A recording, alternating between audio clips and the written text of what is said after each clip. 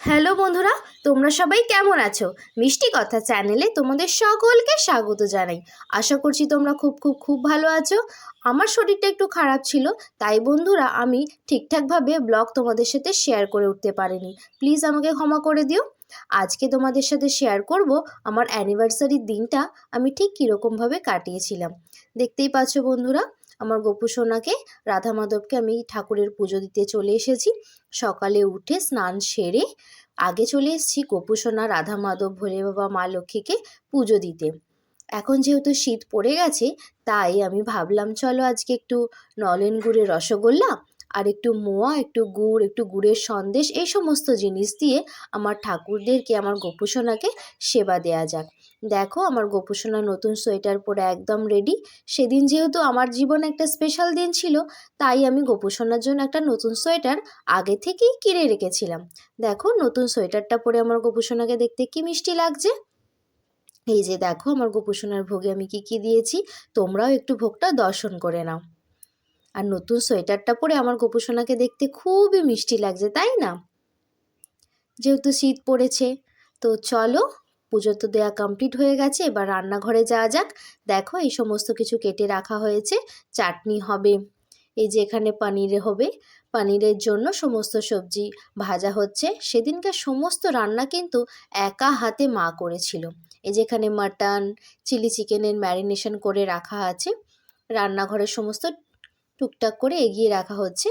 মায়ের হাতে হাতে আমি সমস্ত জিনিসটা এগিয়ে এগিয়ে দিচ্ছিলাম, যাতে মায়ের রান্না করতে সুবিধা হয়। দেখো এখানে মাটার পনির একদম রেডি হয়ে গেছে। এটা যেহেতু হোয়াইট হয়, এতে কোনো হলুদ পড়ে না। দেখো এখানে হচ্ছে চাটনি। কী কী রান্না হয়েছিল ভিডিও শেষে তোমাদের সাথে সবটা আমি শেয়ার করব।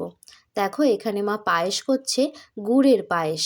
যেহেতু ঠান্ডা পড়ে গেছে, বাজারে নতুন গুড়ও উঠে গেছে, তাই গুড়ের পায়েস। দেখো মা একা হাতে সমস্ত রান্নাটা করছে। প্রত্যেক বছরই মা এক হাতেই রান্না করে। তারপরে তোমাদেরকে একটু ডেকোরেশনটা দেখিয়ে দিই।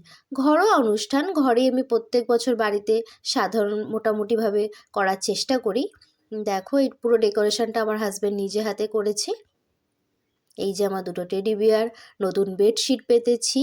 বেডশিটটা কিন্তু মাই আমাদেরকে গিফট করেছে। প্রত্যেক বছরই মা একটা করে নতুন বেডশিট গিফট করেই করে। দেখো কীরকম ডেকোরেশন হয়েছিল তোমাদের সাথে একটু শেয়ার করলাম।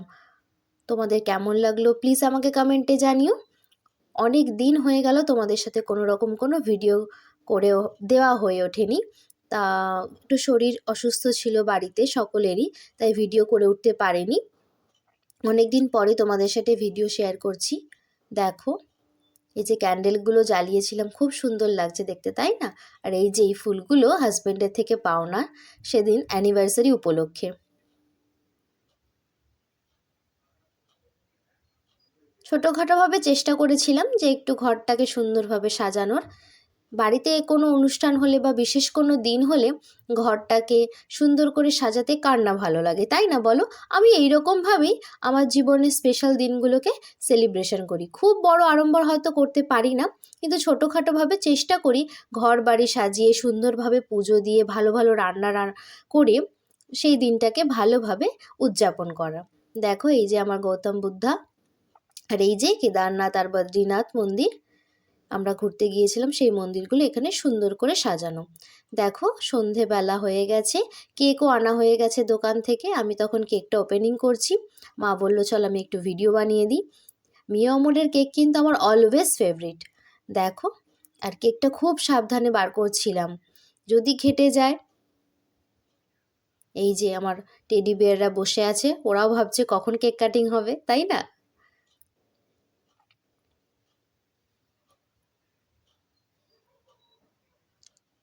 দেখো কেকটা আমি খুব সাবধানে আস্তে আস্তে বার করার চেষ্টা করছি। নতুন ড্রেস পরাও হয়ে গেছে, আমি তখন অলরেডি রেডি হয়েই গেছি কেক কাটিংয়ের জন্য। জাস্ট কেকটা রাখবো আর একটু সুন্দর করে সাজিয়ে নিই, কেকটা কাটিং করব। দেখো কেক আমার বার করা হয়ে গেছে। একটা ছোট টি টেবিলের মধ্যে আমি কেকটাকে সেট করছিলাম। যে ফুলগুলো এনেছিলাম সেই ফুলগুলো দেখো ফুলদানির মধ্যে দিয়ে দিয়েছি। খুব সুন্দর দেখতে লাগছে, তাই না?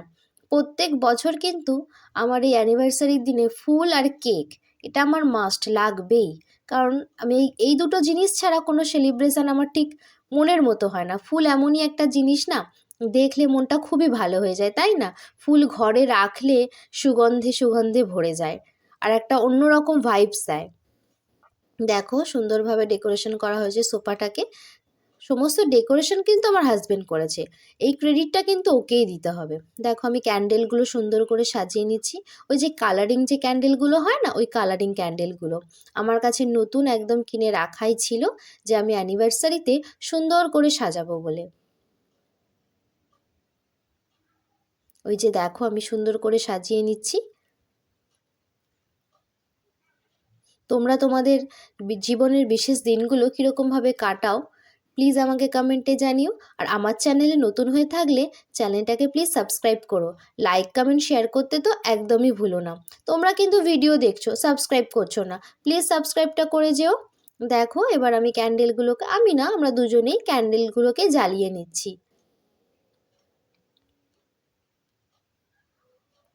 অনেক দিন পর তোমাদের সাথে ভিডিও শেয়ার করছি, একটু তো খারাপ লাগছেই যে তোমাদের সাথে অনেক দিন ভিডিও শেয়ার করা হয়নি।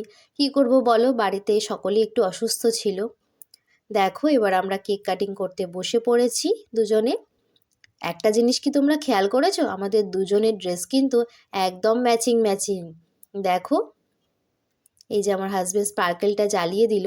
সেদিন কি হয়েছে জানো বন্ধুরা, স্পার্কেলটা এত টাইম নিয়ে জ্বলছে, আমরা তো প্রথমে ভয়ই পেয়ে গেছি যে এই বাবা এটা এত জ্বলছে কেন, এটা বাস্ট ফাস্ট করবে না তো।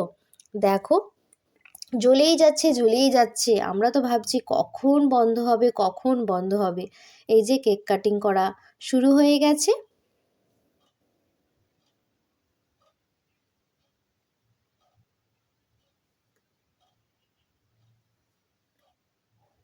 এই যে দেখো তখনও স্পার্কেলটা জ্বলে যাচ্ছে, আমরা ভাবছি এবার তো বন্ধ হয়, এবার যে আমরা কেকটা খাবো।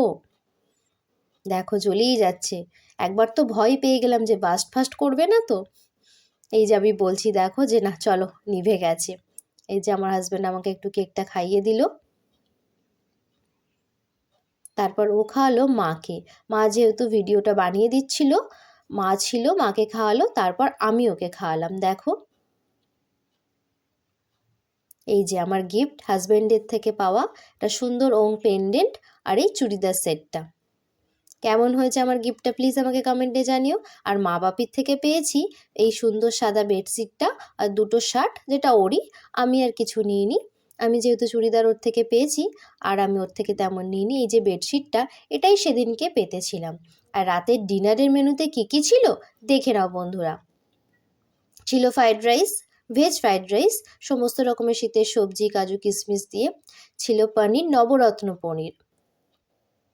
সমস্ত রান্না কিন্তু মাই করেছে, শুধু করেছি চিলি চিকেনটাই। এই যে চিলি চিকেনটা আমি করেছি। আর এটা হলো মাটন। আর এটা হলো মানে ওই কাজু কিশমিশ খেজুর আমসত্ত্ব দিয়ে চাটনি।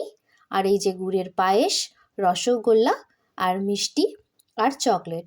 অন্য অন্য বার যেন বন্ধুরা আরও বেশি করে আয়োজন করি খাবারের, কিন্তু এবারে বাড়িতে সকলের শরীরটা একটু অসুস্থ থাকায় খুব অল্প মধ্যেই মানে আয়োজনটা করেছি। বেশি কিছু আয়োজন করতে পারিনি, যেহেতু সকলের শরীর খারাপ ছিল, মায়ের আমারও শরীর খুবই অসুস্থ হয়েছিল। তো চলো রাতের ডিনারটা আমরা এইভাবেই সেরেছি। আমার ভিডিওগুলো তোমাদের দেখতে কেমন লাগছে প্লিজ কমেন্টে জানিও। আর আমাদের যেহেতু অ্যানিভার্সারি ছিল, তো হ্যাপি অ্যানিভার্সারি লিখতে কিন্তু একদমই ভুলো না। দেখো তোমাদের সাথে কিছু শেয়ার করলাম ছবি, কেক কাটিং, কেক খাওয়ানোর। তো তোমরা দেখতে থাকো। দেখো আমি ওকে খাইয়ে দিচ্ছি। এই যে দুজনে সুন্দর দিনের একটু সুন্দর সুন্দর মুহূর্ত তোমাদের সাথে শেয়ার করলাম।